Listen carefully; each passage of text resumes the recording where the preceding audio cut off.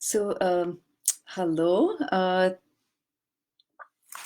I am very happy to respond to any comments or questions that you might have.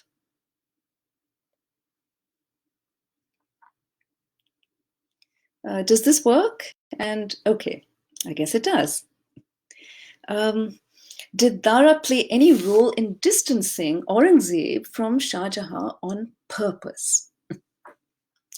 Uh, yes. There are ways in which Dara Shikoh did try to thwart Aurangzeb's own plans. So, for instance, when Aurangzeb was all set to conquer the kingdom of Golconda, Dara Shikoh intervened and tried to make sure that his brother would not have this victory under his belt at a time when, again, he could see that the struggle for succession was looming ahead over them. So there are ways in which Dara Shikoh, who did have very close access to his father, probably managed to ensure that his father was less amenable to Aurangzeb succeeding in these enterprises. Yeah. Any other questions or comments? Okay, so there's another one. Tell us whether the trial of Dara Shikoh really took place. Now, Dara Shikoh is often imagined to have kind of faced this terrible trial. It's been dramatized in numerous like literary productions, plays, fiction, and so on. That in the Red Fort, Dara Shikoh had this trial. He was then sent away in shackles and condemned to death. Now, trials were not really the way in which Mughal rulers went about, dispensing justice. So we don't have any evidence of a trial. There are some sources that do suggest that there might have been some kind of council that was involved, but there was no trial that we know of. In fact, the whole case against Dara Shikoh, the religious case against Dara Shikoh, is one that was built up over time. We have little hints of it during the War of Succession, where Aurangzeb did, from time to time, in some sources, refer, often in a vaguish sort of way, to Dara Shikoh's various heresies. But these accusations become consolidated only after Aurangzeb actually wins the throne and is retrospectively looking for a kind of legitimation. So let me move to another question. Since Aurangzeb too had similar access to resources, why did both go on different trajectories? Why did Dara Shikoh cultivate himself as a future philosopher king, and while Aurangzeb sought to rack up victories at the frontiers of the empire? So Dara Shikoh and Aurangzeb were both treated fairly differently by their father. Dara Shikoh's own trajectory was not terribly different. Well, it was different in many ways, but it wasn't all that different from, say, that of Shuja, who was comfortably ensconced in his governorship in Bengal. And he also had a very culturally active court with patronizing all kinds of sort of literary and cultural activities. So did Murad, for that matter. So Dara Shikoh wasn't completely unique in this regard. With it's his own father's strategy to keep him with him at the court, and we can't fully enter Shah Jahan's mind and ascertain what his motives were.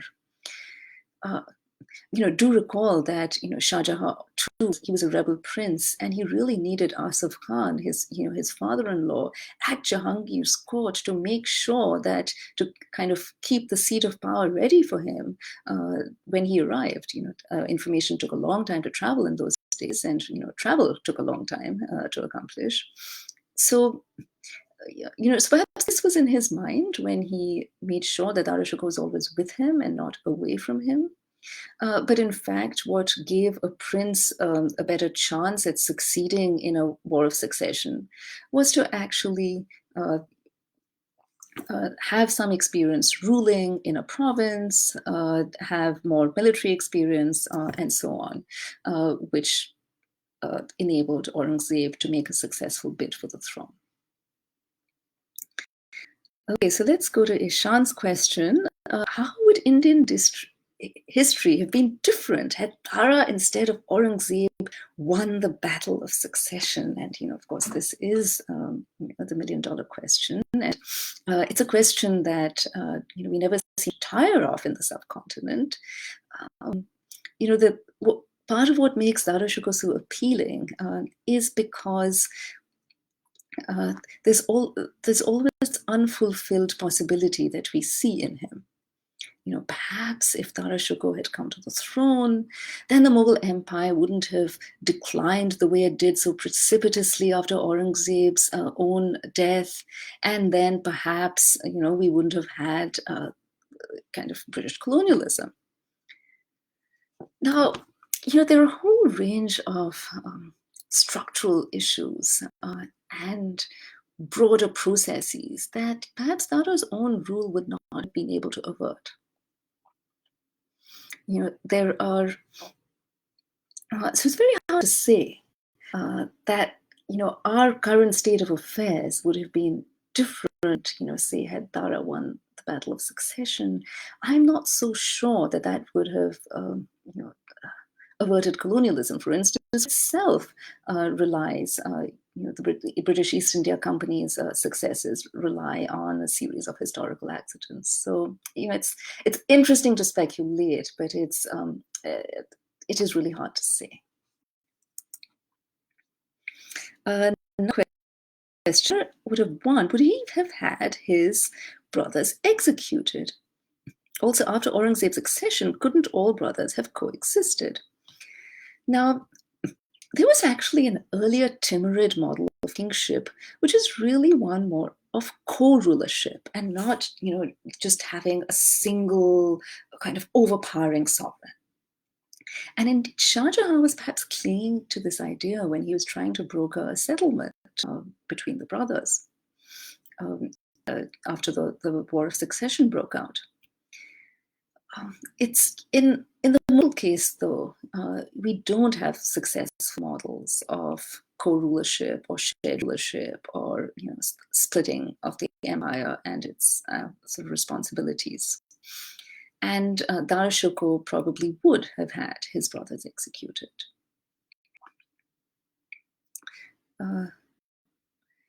So another question was,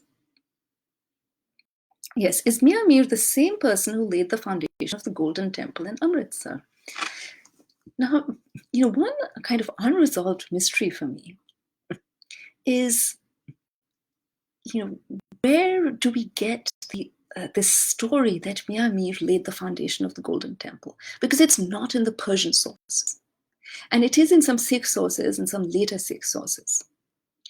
And so I don't want to discount the possibility that Mian Mir had relationships, with Sikh or proto-Sikh religious leaders.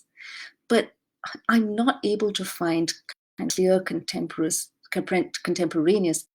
evidence for this. And, it's something that I'm very keen to explore later. So one question is, what about the nobles? It's believed that they were closer to Aurangzeb than to Dara because of the latter's arrogance. Now, so one difficulty in addressing, how Dara Shikoh really functioned and behaved with his nobility lies in the fact that a lot of sources we have were retrospective. That is, they were produced during Aurangzeb's reign.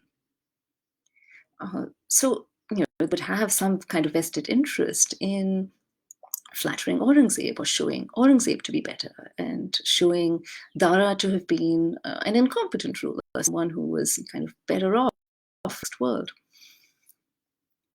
We also have European sources that, though they might have been written by eyewitnesses, were also written to entertain an audience back in Europe, and they were compiled several years after the fact. So we do have some sources, yes, that of some accounts of Dara Shikoh's evidence. But I think we shouldn't completely overplay and sort of give undue weight to these accounts. There were cases such as Dara Shikoh's war in Kandahar, where he set out, during Shah Jahan's third attempt to regain this important strategic garrison city from the Safavids. The generals, the nobles with their armies and their men had already made this grueling journey to Kandahar and come back and gone again to make this grueling journey and fight with inadequate artillery, because their artillery was not really up to the mark of attacking these, of breaching these very robust fortresses, and then coming back again. And then sort of going back to fight again for this third attempt under Dara Shikoh. And it wasn't easy for them, no doubt. And no doubt there were all kinds of reasons why there was infighting amongst the nobility.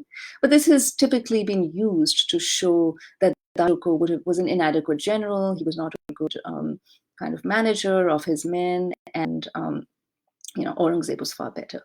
Clearly, we do have our letters, for instance, and evidence. Aurangzeb he's wanting to pay his men well. He got frustrated when his father wasn't releasing the funds that he needed. He was quite careful in looking out for those under his command. But at the same time, it's hard to say that the situation in Kandahar would have been any different with another general, just because of the logistical difficulties in carrying out that campaign and the fact that the soldiers and other people involved were already exhausted after a couple of other attempts. Question is, would Dara have a befitting heir to the legacy of Akbar, Dara being alive?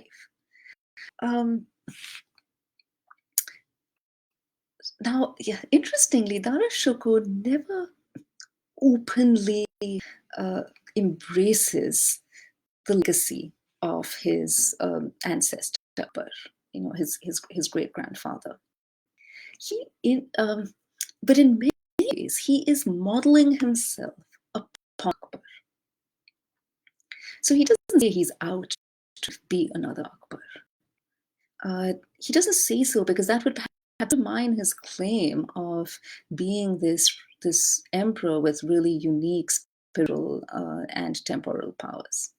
But in many ways, he's trying to do, as a prince, what Akbar did when Akbar was already the emperor, with an Fazl to sing his praises, and with a whole bunch of litterateurs at the court to carry out his various patronage activities. And Dara Shikoh was to do that when he isn't the emperor yet. He's trying to do that in his salon in Delhi when he's co-ruling with his father, but he's not quite the emperor yet. So it doesn't succeed in quite the same way.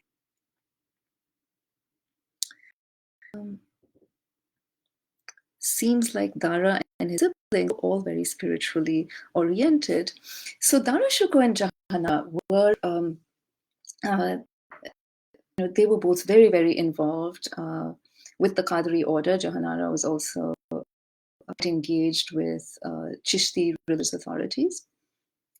And but it wasn't unusual for these Mughal siblings to have a spiritual relationship with a religious scepter.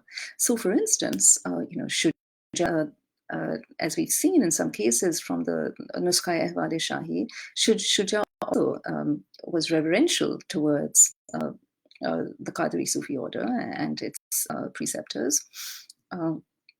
With letters that Murad writes to his Sufi peer, about his military victories.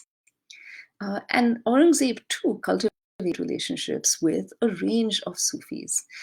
So yes, absolutely. Cultivating these relationships was not unique to Dara Shikoh. It was something that his siblings also engaged in. Isn't counterfactual history full of pitfalls and extremely hypothetical? Absolutely. It can be a useful exercise in the sense that we don't see past historical events as being completely inevitable. We see the contingencies that are involved. We see alternate possibilities, and I think that's really where the value also of studying Dara Shikoh lies. We see an alternate model for kingship, one that didn't succeed. There's an alternate possibility. When we let the history not only winners but of losers, we see what might have been, and we also see different angles to what was in a particular period. But I would definitely agree with you, a portion regarding counterfactual history.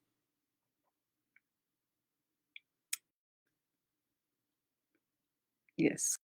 Okay, there's kind of this little discussion there about counterfactual history and factual history. Dara's grave is also a huge mystery. Are there records that an open grave in Humayun's tomb is that of Dara? Yeah, so I actually wrote this kind of little piece that I have still been sitting on, partly because of the difficult situation in Delhi with the communal violence recently, and then the whole coronavirus crisis. But not so long ago, there was actually an initiative announced by the Ministry of Culture, where a group of archaeologists are commissioned with the charge of finding Dara's grave. And so there's something intriguing about this, and there are all a number of pitfalls, especially if one is using literary sources to find where Dara is, because literary sources don't tell us exactly where he was buried. Tell us that he was buried in Humayun's tomb. Of course, there are various graves with tombstones. Not many of them not marked. There are other graves, without the tombstones that are on the.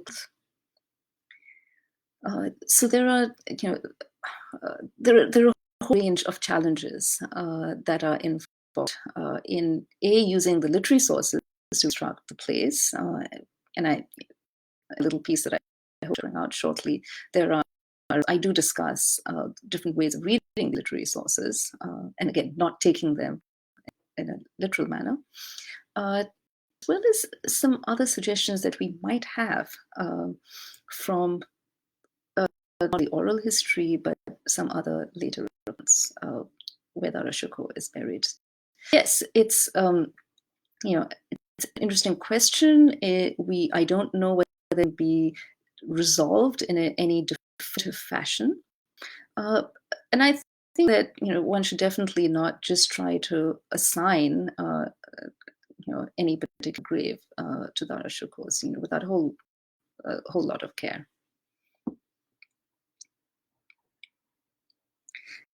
Can you think about Dara Shukoh's wife? Yes. So Dara Shukoh's wife, Nadara, who was actually his cousin, daughter of Paris. We don't have as much, information on her as do on Jahanara, for instance. Partly because Jahanara herself was a prolific writer. We have letters that Aurangzeb wrote to her. We have her own writings. We have specimens of her own calligraphy. So there's a lot more that we can do to reconstruct the life and activities of Jahanara. And there's a lot less to really go by when it comes to Dara. We do have one, just a couple of little things. Dara Shikoh inscribes the album that he created, that he probably did a while, sort of much earlier when he was an unmarried prince. He inscribes an album, this beautiful album, to her as a kind of gift. And in my book, I wonder if this was also at a time when I had been quite ill and recovered. There is some evidence that he was unwell during that time and recovered. It could have been a gift during, to celebrate her recovery. Then we have kind of little shards of evidence that she was also assisting Dara Shikoh in political work.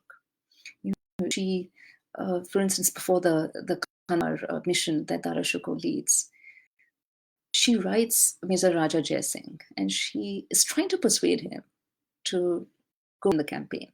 And he seems reluctant. He's not saying openly that he doesn't want to join, but he's kind of hedging and trying to procrastinate. It tends to be a pattern with him later. And she's applying some gentle pressure to sing along. So that's just one little bit of evidence, of the no doubt very important role that she did play. And we would have had more evidence, had Dara Shikoh actually come to the throne.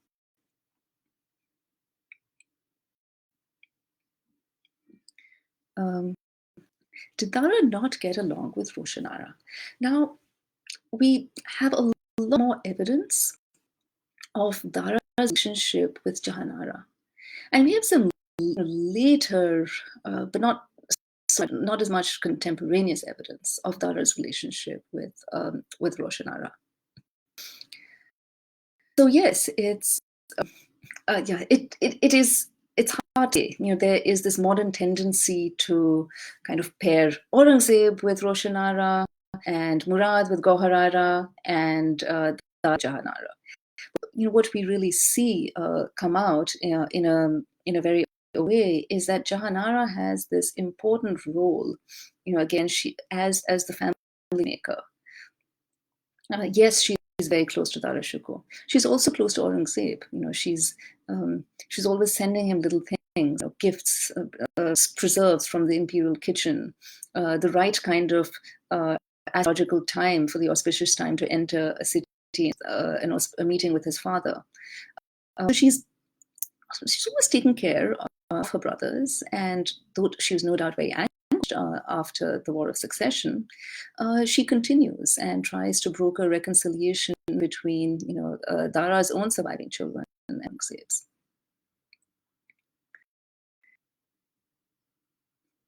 Okay, so a question from Mani Mugdha. Could you comment on Dara, military tactician? This binary also often gets thrown around.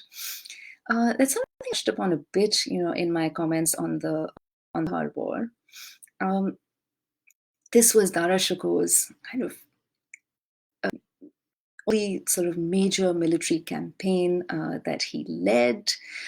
It failed, and it failed not only because of Shikoh's own weaknesses as a military general, because of the logistical difficulties. I would say, in short, Dara Shikoh, he didn't have as many opportunities to develop his military skills. He was certainly quite more and ready to fight, whether or not he was fully prepared to do so. In the War of Succession, tactical disadvantage because the imperial forces were bifurcated and fight a war on two fronts. They had to fight against Shuja's forces in the north and the east, and they had to fight against the combined forces of Aurangzeb and Murad, coming from the south and southwest. So this was a disadvantage to them. Aurangzeb certainly was far better at this point in building alliances, and he has a lot experience, I'd say that the long drawn out struggle for succession did equip Dara Shikoh with some military skills, but then it was too late. So under different circumstances, he might have been a finer general than he was.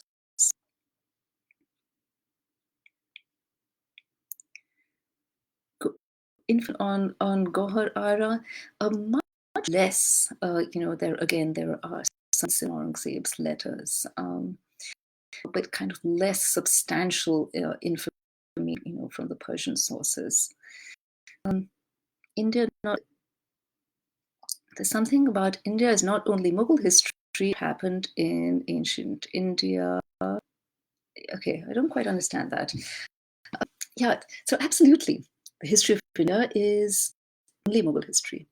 But the funny thing about Mughal history is that Mughal is not only the history of the past, not only the history of this celebrated period of time, but it also tells us a lot about our present. I think our present obsession with Mughal history and with certain life figures, Mughal royals, whom we feel intimately, this speaks a lot to our own concerns as a nation, as a society.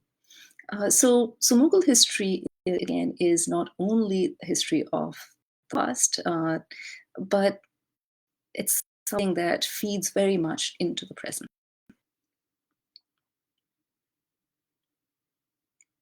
Okay.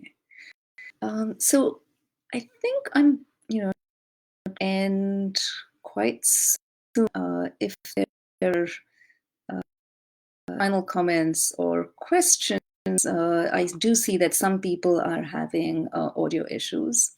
But anyway, it was great to have this interaction with you, and thanks, Ishan, for facilitating this. I look forward to some of your other. Okay, one last question. Can you shed some light on Dara Shukoh's relationship with the Europeans?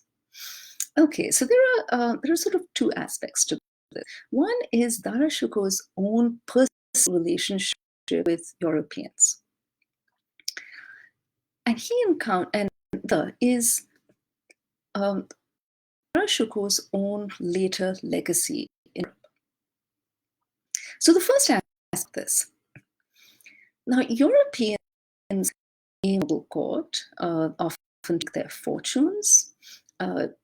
We know of them working as gunners. They were believed to have had good skills in artillery. There were other travelers to the Mughal court. And then also some Jesuits, Jesuit missionaries. So Dara Shikoh had some kind of relationship with all of these. Certain Father Busset, who was known to the Mughal court. So he would have known certain Jesuits who also were interested in the study of Sanskrit and Indian philosophies. Also encountered European gunners whom he roped into his own military campaign.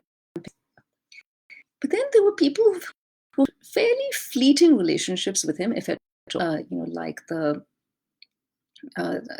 adventurer, traveler, physician, philosopher, Pierre, who had a very brief meeting with Dara Shikoh, was a fugitive to stage a comeback for the throne, and then went on to write in great detail, about Dara Shikoh and his personality.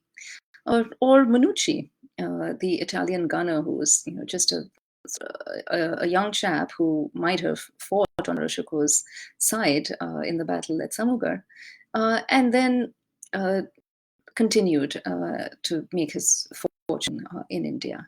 So we had Europeans who had very wrote a great deal about him. Okay, so one last question about the Upanishads.